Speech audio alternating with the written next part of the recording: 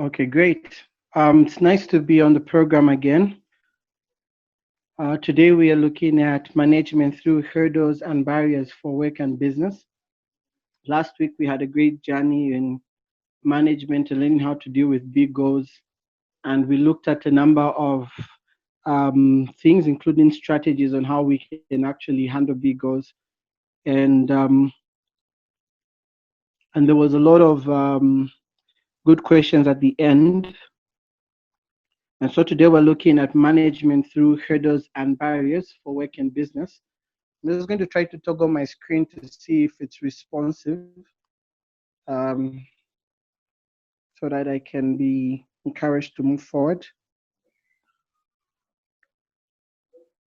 I'm not so sure if people are noticing my screen shift. Um, Mondoka, just confirm with me, are you seeing the screen shift? I'm changing.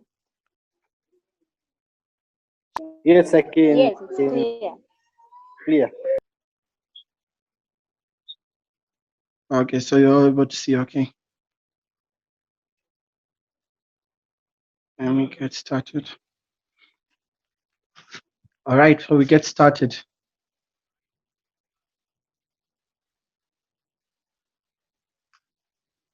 So our objective for today's session is that by the end of this short session, participants should have picked up the practical solutions that will enable them to manage through hurdles and barriers faced largely in companies today. So that's our objective today. At the end of all this, I want us to have an understanding of why we are here. We are here because we are people that want to be better managers. We are people that want to be equipped with the right practical way of how to deal with the different hurdles that are being faced by companies, whether we're working as a professional in a company or whether we own our own business. Last week, we were able to look at aspects of being able to gain the right knowledge. We looked at fundamentals. We looked at the difference with information and fundamentals and how it's important that when you're dealing with goals, you need to be able to grow both the fundamental knowledge you have on a subject and also how you need information to keep you relevant. Today, our approach is different. Every company in the world today faces challenges, and they are looking for people who can be able to manage and run them through solving those particular challenges. Today, we've picked two particular challenges. We've picked hurdles and we've picked barriers. And I'm going to go into these so that we can understand them better. Now, what we will start with is we need to understand the concept of hurdles and barriers in companies. It's very important that we understand the role that they're playing today. What are the major hurdles and barriers that companies are facing worldwide? And what are the hurdles and barriers that you may likely face when you start working for an organization? I once worked for Vodafone Zambia, and we had hurdles and barriers that we faced. And I believe that anyone here who's attending this particular session, who's ever worked for a company or has run their own program, their own event, at one point or the other, you found yourself having to deal with a hurdle or a barrier. It wasn't easy for you to finally maybe get that event to run. It wasn't easy for you to get those sales. You are given maybe books, you are given maybe talk time to get to sell. And whilst you're selling them, that those challenges you faced that didn't make it easier for you to actually sell them. Now, we're talking of management at a higher level. Back then, you may have been able to solve it by maybe knowing a friend who knew someone to help you sell more than you had been able to sell initially. But today, we want to be able to think high level strategies to actually handling problems and to be able to solve these hurdles, these barriers that companies face. And to get started, I'd like us to ask the question, what then is a hurdle? What really is a hurdle? Why am I using the words hurdle and barrier? So I'm going to start by defining it. So a hurdle is a problem or difficulty that must be overcome. I'll say that again. A hurdle is a problem or difficulty that must be overcome. Whenever you are in a role, and I'm going to give us an example. If you're in the role as a sales executive in a company, if you come across a problem during the sales journey, that you know you have to overcome for you to be able to meet your KPIs. That particular problem may be a hurdle.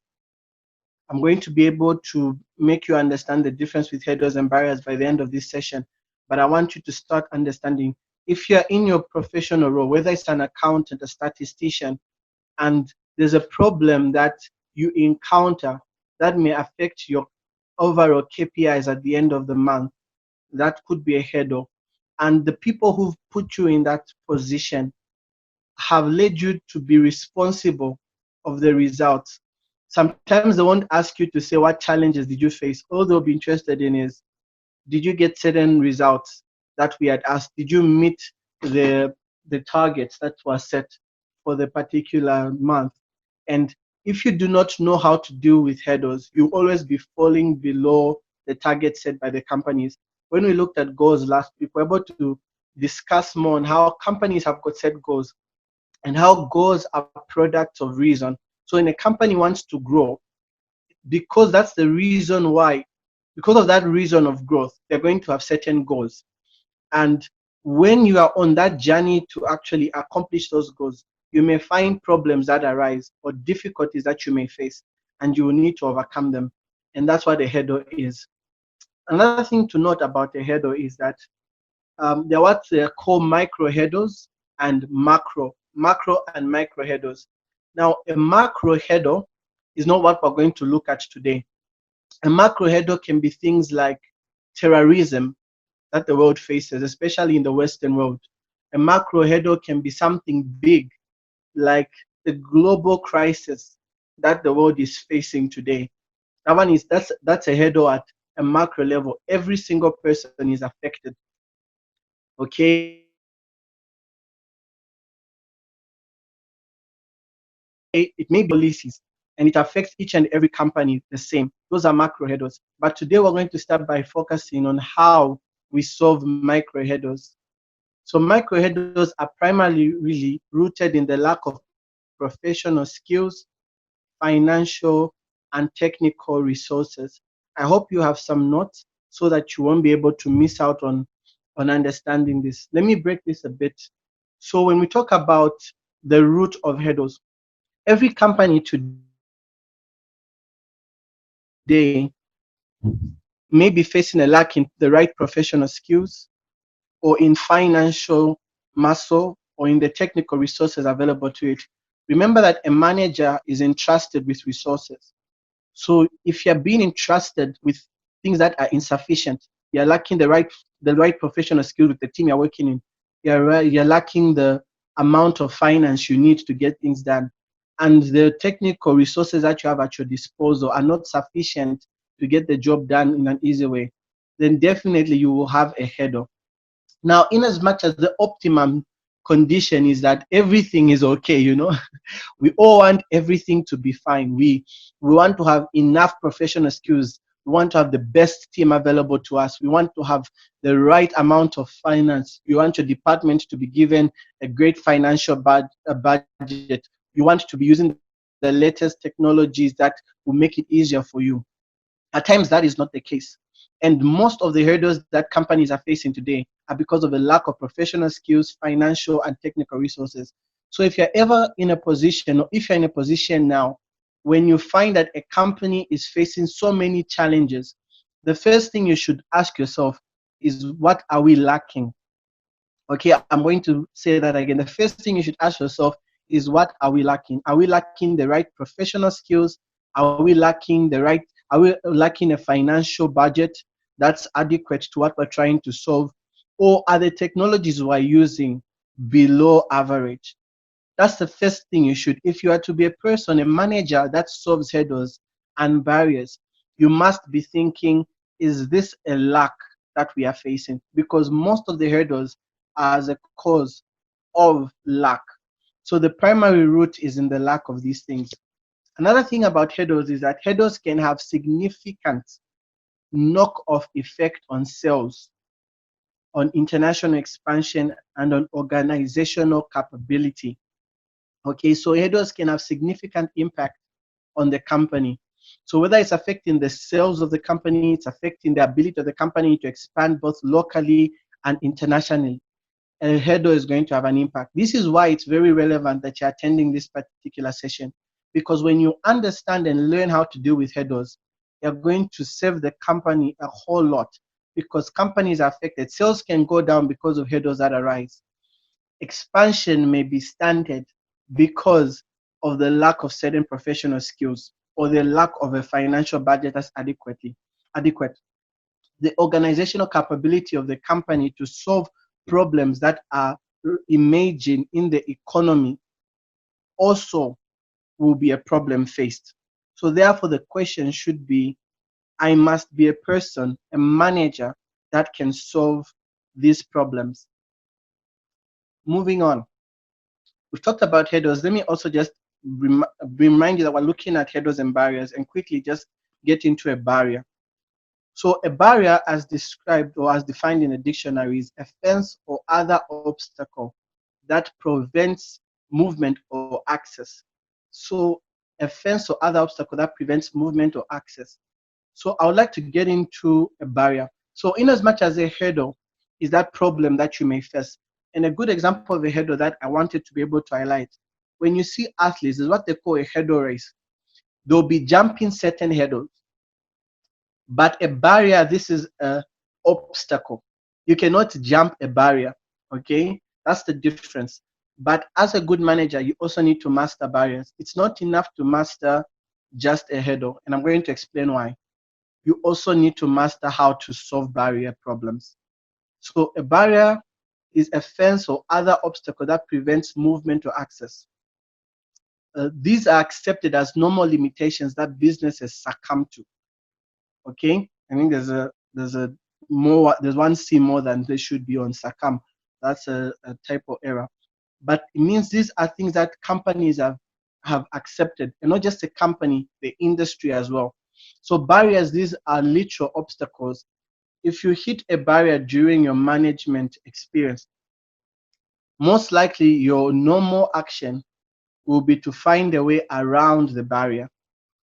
Or if you are to actually overcome that, you may decide to go through the barrier. So those are two ways I'm going to explain in the next slide. Okay. So if at all you get disconnected, you may just go back in using the same link. So what distinguishes barriers and hurdles? So the first thing is simple. We jump over hurdles and we break through barriers. So, and this is the main thing, hurdles have effect on the individual company and barriers affect the industry. I'll say that again. Hurdles have an effect, or they affect the individual company, and barriers affect the industry. Whatever industry you're in, whether it's agriculture, in the agriculture industry, whether you are in the fashion industry, the health and fitness industry, whatever industry you are in, whether it's the consultancy industry, the education industry, you need to understand that all these industries have got barriers. They all have barriers. But a hurdle is the problem that's being faced within a company. So hurdles can be different. What Vodafone is facing is different from what MTN and Airtel may be facing, but they may have similar hurdles. So when you get into a company as a manager, you must understand what hurdles are being faced in this company. Then you must also understand what barriers are being faced in this industry. So let me give an example of a barrier that the entire agricultural industry faces. One of those barriers is the amount of rainfall within the year in a country. If the rain pattern is affected, all farmers in Zambia are going to be affected. And so whether they projected 100-fold yield, because of that barrier to their planning, they will need to make adjustments. But a good manager would have planned for the barrier. Then a hurdle in such a business would be the lack of finances to be able to buy seeds. So only one company, Seedco, may be facing that problem. Their inventory may be low. So when you think hurdles, you think within your company space. When you think barriers, you think industry. A good manager must master both. You must be able to solve the hurdles within your company, and you must be able to go through the barriers or around the barriers. I hope we're following.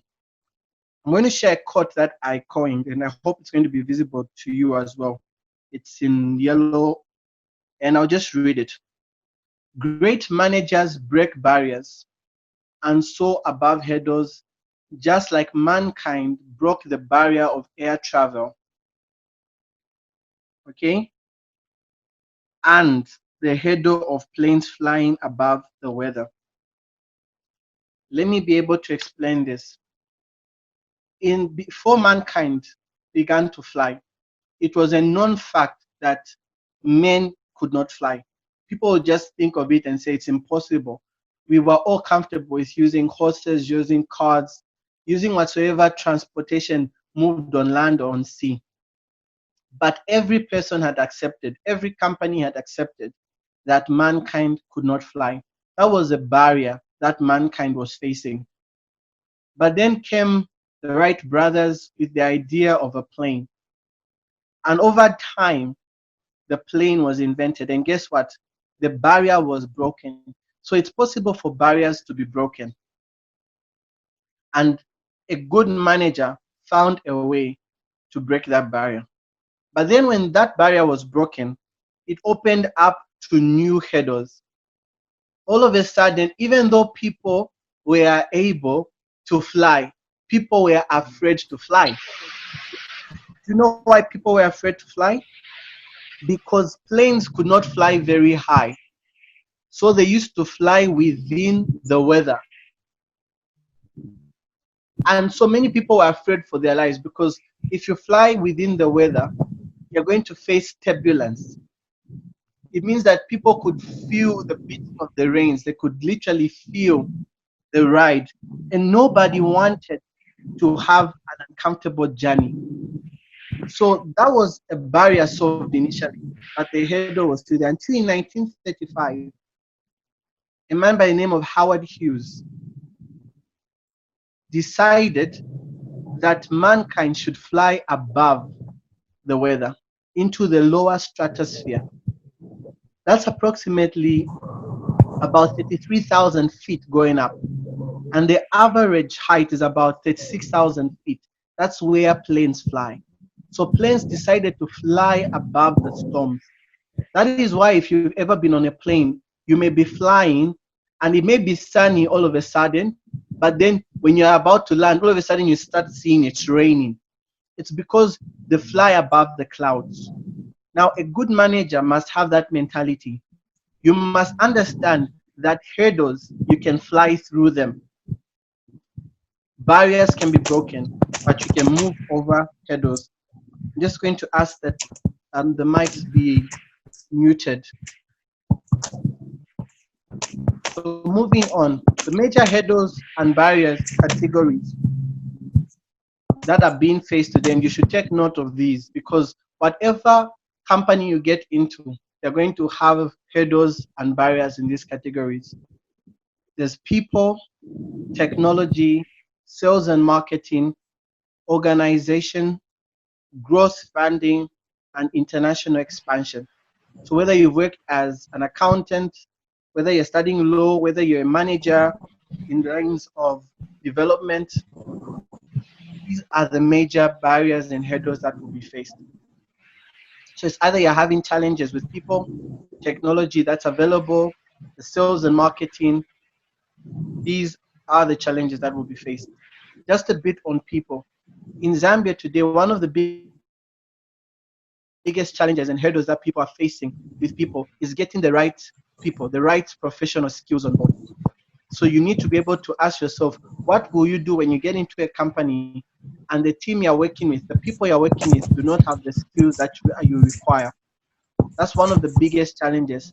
Another challenge with people that's being faced today in Zambia is that companies are struggling to train their employees with the right skills. So that's one of the other challenges that's being faced. Companies are struggling to actually, getting some feedback. Let me just try to mute. So, okay, great. So companies are struggling at the moment with people to train them, or they're struggling with a skills with an insufficient skill set to solve the problems. Then in technology, one of the biggest challenges being faced, and I hope you're taking note, you'll get a recording of this, but I hope you're taking note. One of the current problems being faced today in technology is the rate at which new technologies are coming up. So companies are being bombarded with a struggle. They're asking themselves, what technology should we use? A long time ago, it was easier to pick things because it used to take a long time before the next technology came in. Today, there are actually people who side between using Telegram or using WhatsApp. People today will have a debate whether to use Zoom, whether to use Google Meets, whether to use Google Hangouts, whether to use Microsoft Teams. Technologies are being created at a fast rate. So if you're going to think solutions in this time and era, you must be able to solve the problem of fast disruption that new technologies are bringing. In the sales and marketing, companies face the problem of a product not selling well enough, such that it's not profitable enough. Or perhaps they are struggling with long sales cycles. It takes them longer to sell. So if you get into a company that's maybe selling, for example, books today, and you discover that it takes them an average of 1 to 2 months to sell books. So a book will be in the shelf for 1 to 2 months before it's sold. That may be a major hurdle that the company is facing. So those are some of the problems being faced. Organizational problems. From the organizational structure, you understand that today there are companies that have got the wrong organizational structures in place. There are companies that do not have board of directors, and that's a big hurdle for them because they do not have recognition in a public setting. Other companies shouldn't have a board of directors yet because they're really small. So these are some of the problems. Today I'm not focusing too much on the problems. I just want to open up our minds. Growth funding. Funding is a big challenge. Companies always need to look for ways to increase some of their capital, especially when they're looking to expand. So as a manager that's going to solve those hurdles, you must be able to understand that this is a big problem in companies today. And lastly, expansion. As it's there, it's international expansion, but that also goes to say expansion locally. Companies want to grow. Some of you have had the chance to work for a business or a company that we are here to learn now. So how to overcome? Now that we know problems, and you can take time to deep delve into those problems. I hope you took screenshots and wrote down. But I want to just effectively communicate the mindset that will be required for you to be a better manager to solve hurdles and challenges. So for you to be able to overcome hurdles or barriers when it comes to business, remember barriers, these are things affecting the entire industry. These are literal, sometimes it may be the industry within a location like a province. It could be maybe the fact that Zambia is landlocked. Those are barriers that Zambia is facing. And if you are to solve the problems that Zambia is facing at a barrier level, you must start thinking, how can I overcome this barrier of Zambia being a landlocked nation and the whole coronavirus situation? That's one thing that's resident today. So you need to know how to overcome. So the process is simple. So hurdles and barriers. So you need a strategy to be able to overcome hurdles or barriers. Okay, and once your strategy is right, then you're going to have victory. And to share with you a five-step approach or five strategic approaches on how you can be able to face head on your hurdles and barriers, I'll share with you just now. And just a quick note again, something about a barrier is that a barrier doesn't grow. For the most part, it stays the same. A good example of a barrier in a physical space would be a mountain. If you can't climb a mountain, you can climb it maybe halfway. I'll tell a story of a team of people that decided to go climb a mountain. So when they reached somewhere 3/4, they were so tired. So what happened is that only a few reached the top of Mount Everest and the rest went back. But as one was going back, he said, look, mountain, I will go, but I'll come back next year and I'll be stronger, I'll be better, but you'll still be the same and I'm going to scale you. After a year, this person went home, he trained he worked on his diet, and he went back, and this time he climbed this very mountain that he was unable to climb. So at times we're not able to solve barriers because of our capacity. So just moving on to the last segment of this is, these are 5 strategic approach. The first one is the anti-psychological approach. Okay, the anti-psychological approach. So there are psychological barriers, there are psychological hurdles. You need to have the anti-psychological approach, and I'm going to explain that quickly. The anti-bureaucratic approach. You need to have a mindset that aligns to be able to solve bureaucratic hurdles and bureaucratic barriers. You need to have the anti-status quo approach, because you live within a community. So some of your problems generated in hurdles will have their foundation in the status quo, things that people have accepted, and you need an approach against that. The anti-limitation approach, then the anti-ignorance approach. And I hope I'm going to be able to effectively communicate this and you won't get lost. To get started, let's look at the anti-psychological approach. So the anti-psychological approach, psychological barriers, these are things that people can't seem to get past in their mind. The problem is in the mind. When you're working either with people, with technology, today, up to today, there's still people who they call the before computers, the BC generation. They have a psychological problem towards new technologies. And at times, to be able to adapt to a new technology, you're going to need an anti-psychological approach to be able to convince them. And that's a big challenge, whether it's with people, whether it's with technology, whether it's in sales and marketing. I once had a deal with a client and their product wasn't selling. Remember I talked about how certain products don't sell. So when I did the study of the market, I realized that the problem was psychological barriers that their customers were facing. Their product was not helping at all. So they had a product that had to do with laundry services.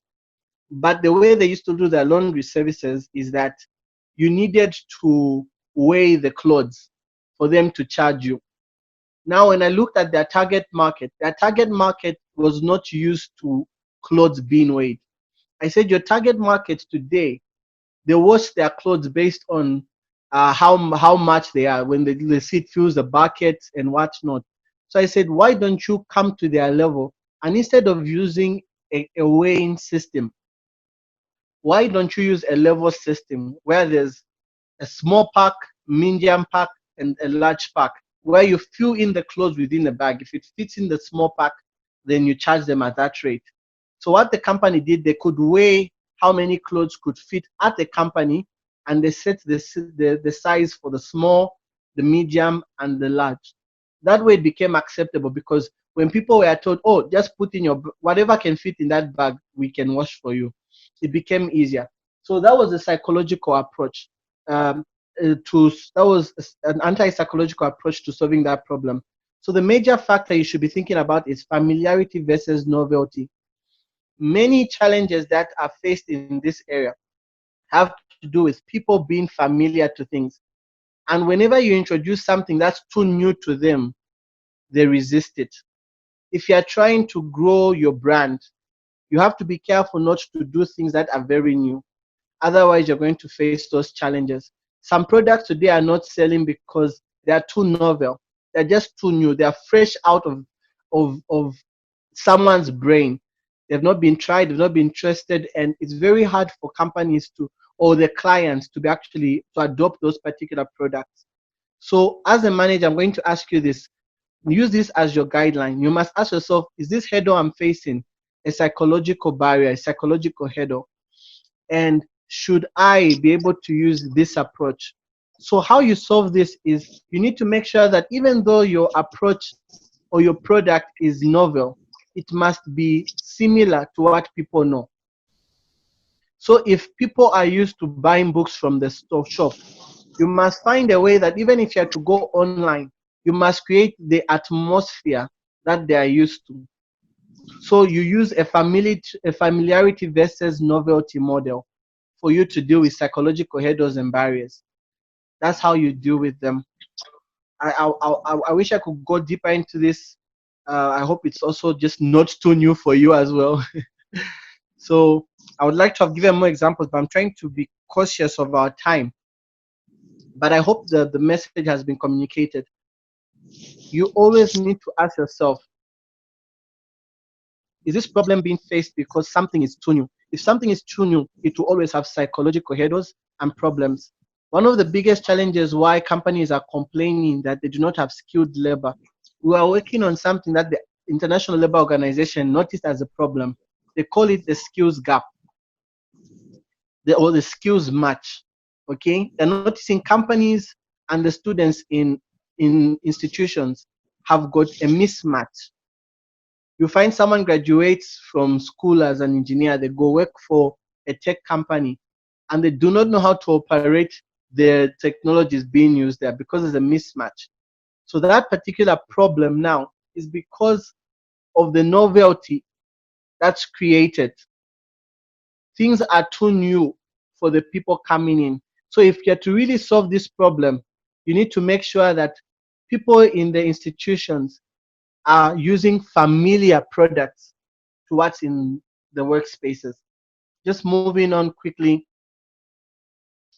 the anti-bureaucratic approach, this is a major problem being faced. We have all come across bureaucracy at one level or another. I once handed in a proposal to the University of Zambia, the Dean of Students. It took them 6 months to respond to a letter. 6 months. And even when they responded to that letter, they were asking now for a survey to be done with the student populace. That thing to date hasn't yet happened. And I'm going to say why, because we just started to drop it. We kind of thought we shouldn't go through this anti-bureaucratic approach with them. But had we decided to, we would have overcome it. I'm just trying to bring to you and to your attention that bureaucratic approach is going to be a problem. At times when it comes to adopting those new technologies, the senior level management will not be open to your suggestions. So as a manager, you need to know how to overcome bureaucracy.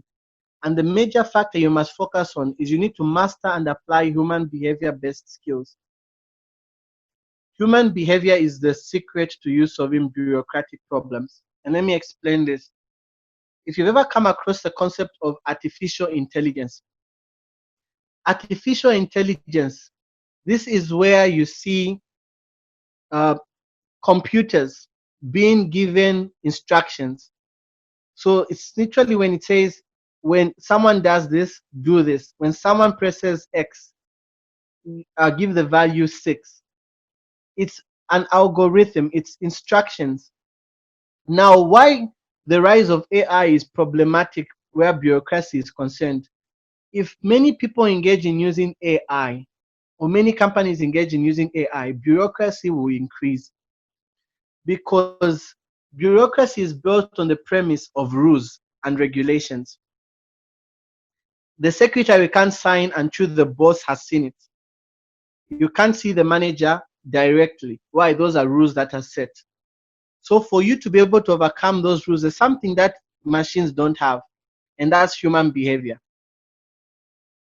Human behavior is where sometimes your aunt will allow you to see the boss. Not that I'm supporting nepotism or you abusing that connection, but I want to communicate a message here. Bureaucracy is always a problem that can be solved by human beings, by you leveraging on human behavior. So you need to master interpersonal skills and emotional intelligence.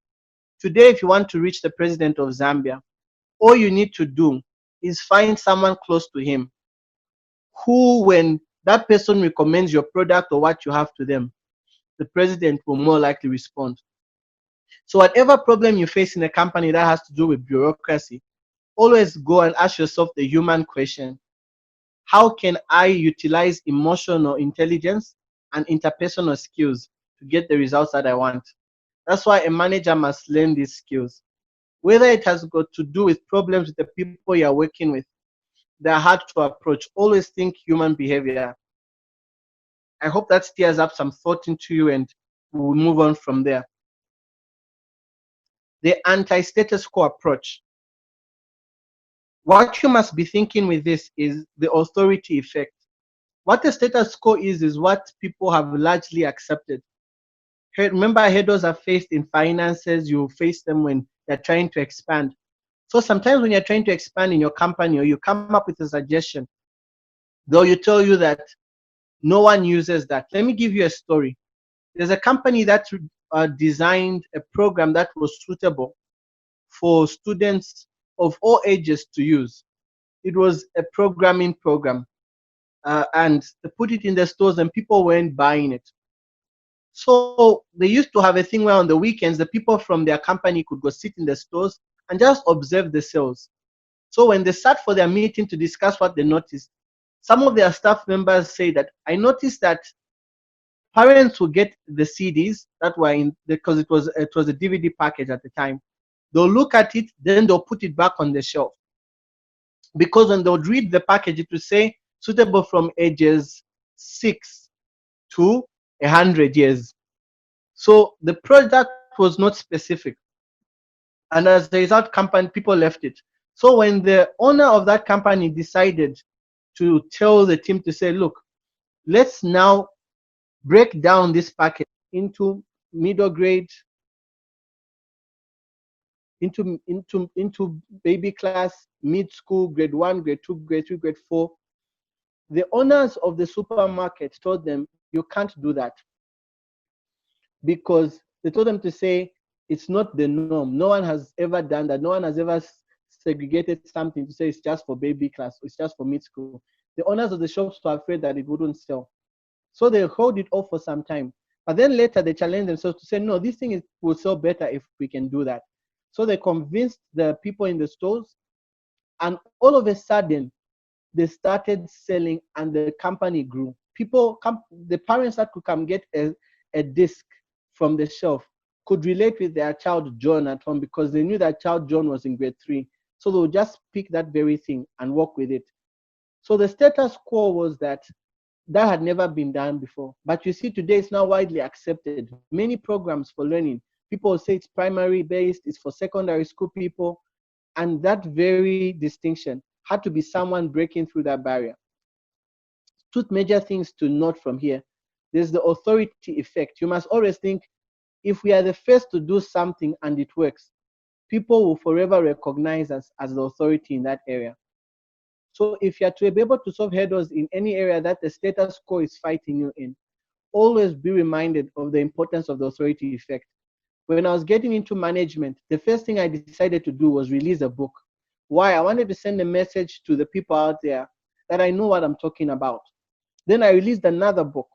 And I'm telling you this, and after releasing 6 books, people now consult me because they'll ask themselves the question, a person who's written 6 books must know a lot about this topic, so I can consult them. Why am I sharing this? The authority effect works. If you are to beat the status quo, do enough of something such that people begin to recognize you as an authority in that area. So whether you're into hair, do something, break the status quo, but do enough of it that people begin to recognize it. Then the greatness effect. The greatness effect is where you ride on the greatness of some other people. If you wanted to be able, if you decided to say, there's a new way of playing beats. Today, there's what they call the urban beats. There's what they call, what's the name of that music? Is it Drake music? I don't know if that's what it's called. If you try to implement it today, people may fight you. It may be a hurdle for you, but if you got a famous celebrity within the music industry to back what you're doing, that hurdle will soon be solved.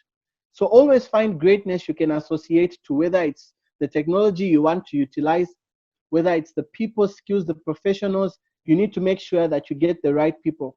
There's a university in Nigeria that was struggling with the numbers. So they decided to get the vice chancellor of one of the prestigious institutions in Nigeria, and offered him more money and told him that if you work for us, we'll pay you this amount. Why? Because the status quo did not favor private universities. So using the anti-status quo approach, they decided to bring in the greatness effect. So once people knew that Professor so-and-so was the vice chancellor of this university, all of a sudden it started growing. Sometimes you need to employ the right CEO for your company, or at times you need to put the right leader in your small team that you're leading in your workspace, and people will start believing what's coming out. So find out who's favored within your company, get them involved. A good manager is going to leverage the greatness effect. I must move on because of time. The anti-limitation approach. Whenever the hurdle or the barrier you're facing has to do with limitations, you must be able then to implement the anti-limitation approach. A limitation, this is where the resources that you have are not enough to solve the problem. You even know that.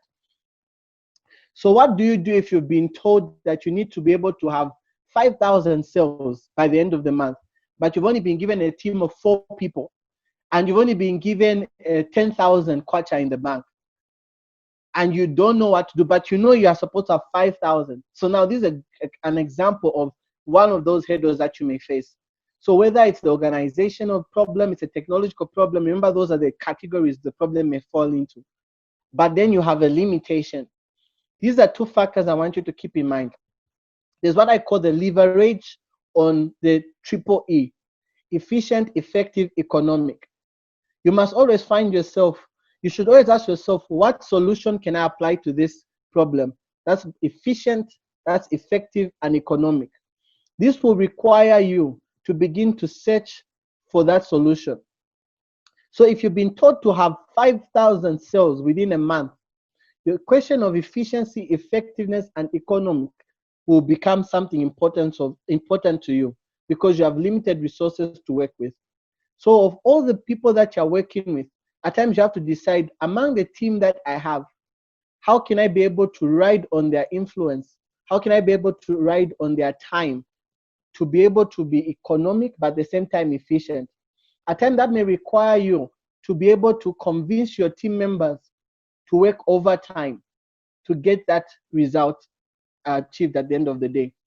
But then you offer them an incentive in another area, something that you may afford outside your initial budget, or you postpone their reward to when they have accomplished the results.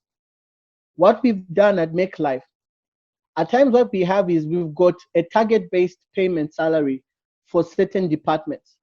Because we realized that we're a growing firm, we cannot manage to pay fixed salaries for every department.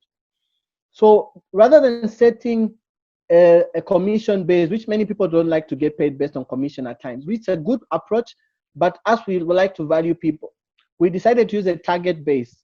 So if we meet certain targets, there's a fixed salary for that target. So you can get paid upwards of 2.5 to an increasing amount of money based on the targets you're meeting. So what we decided to leverage on is we decided to build into the efficiency of the time that one has and make sure that the time is effectively used by setting targets. Another thing is the priority focused approach. At times when you've got limited resources, you need to find out what you queue out from your project.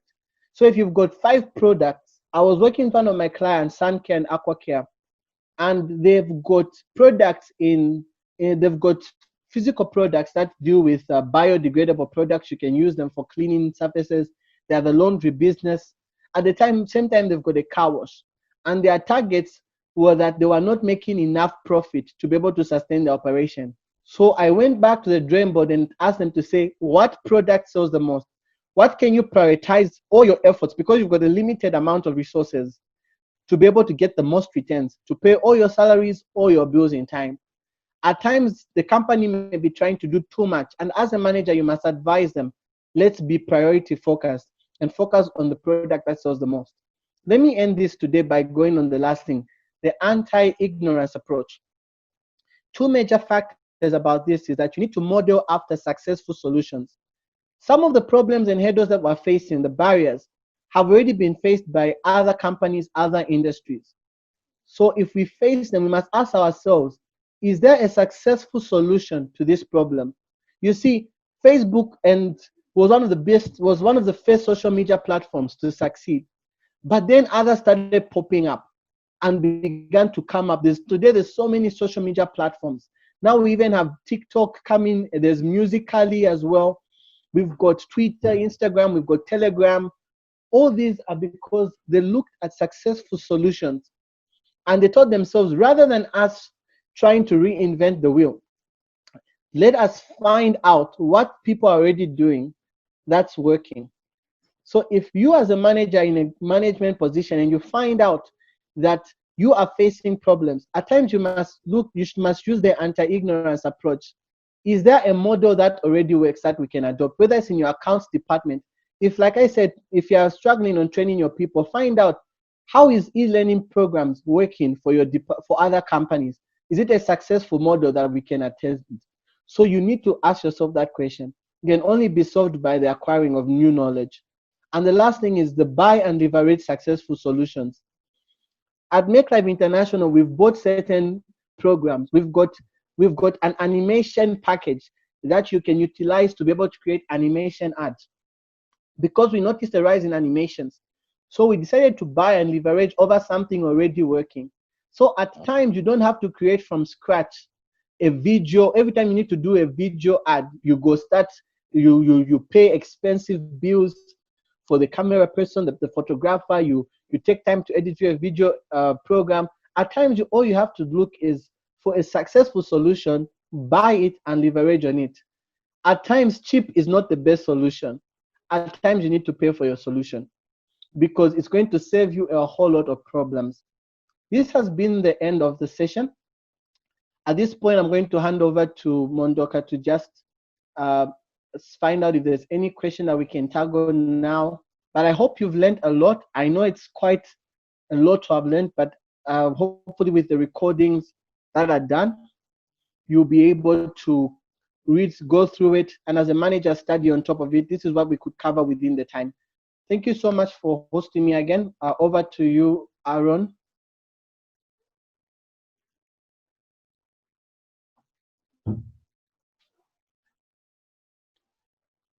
Hello, Aaron, are you on?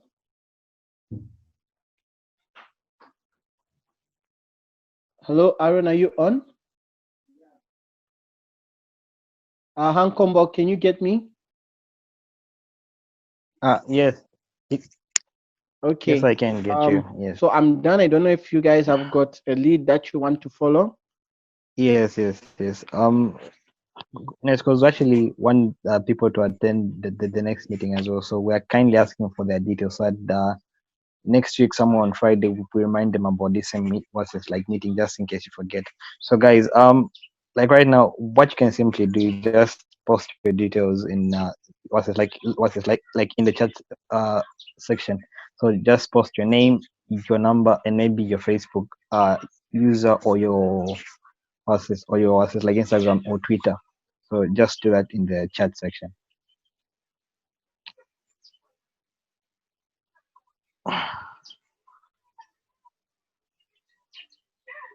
Okay. Yeah. Were there any questions as well that were typed in the chat box? Yes.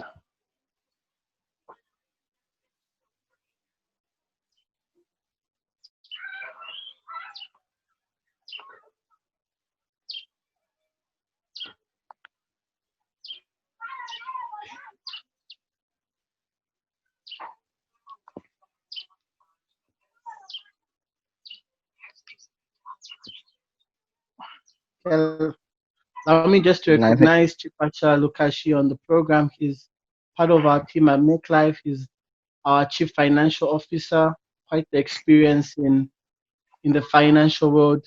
I just ask him to greet everyone as well. Chipasha, you can just greet the entrepreneurs team.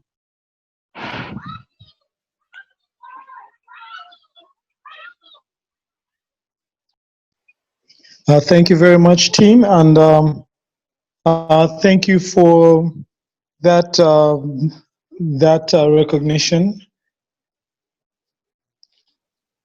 No, you're welcome. It's our pleasure to host such a man. Great. Thank you so much. I've seen people have posted some of their detail. So if you have any questions, I don't know what guidelines have been set by the entrepreneurs team. Maybe if you ask them here, they could be answered, or they'll be answered in the group.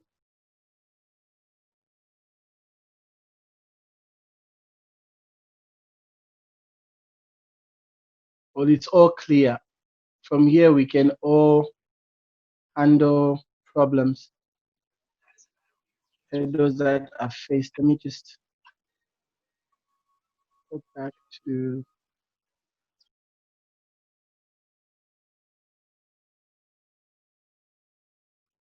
Yeah.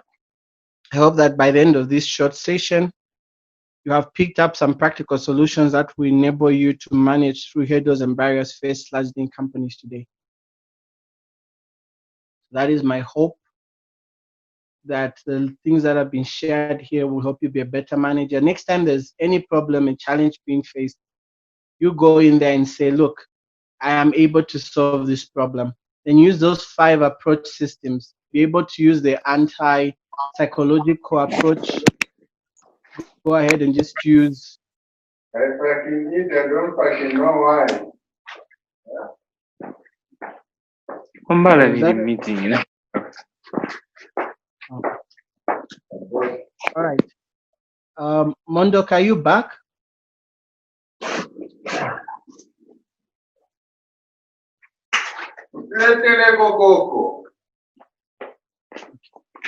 Hankombo, I'll hand it over to you. If there's no questions, maybe we can conclude the session.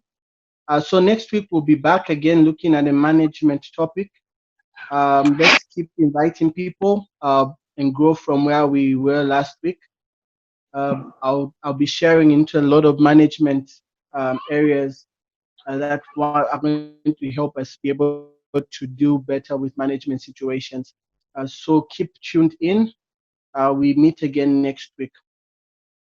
I see a question saying, why is there no difference in product with our competition?